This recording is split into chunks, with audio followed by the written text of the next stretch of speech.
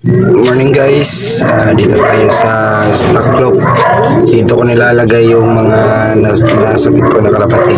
Eto guys, wala na tong pag-asa yung dalawang ito. Ito dalawa. Tsaka may humabol pang dalawa ulit.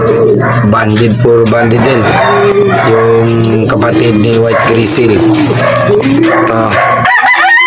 Quarantine muna sila dito. Oh, yan. Yan, umikot-ikot na rin yung ulo niyan, yung White Grizzle na yan. Yan, sayang yung mga warriors na to guys kasi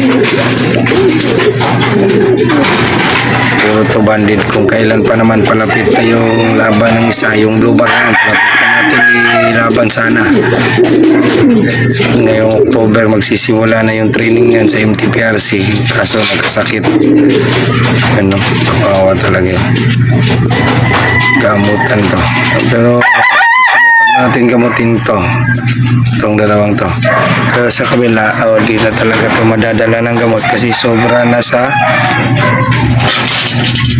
ito sa 2 linggo na yata to mga idol. Wala na tong pag-asang mga iba. Ganito kasi yung sumobra na sa 2 linggong gamutan, di ko na tinitiis to mga idol.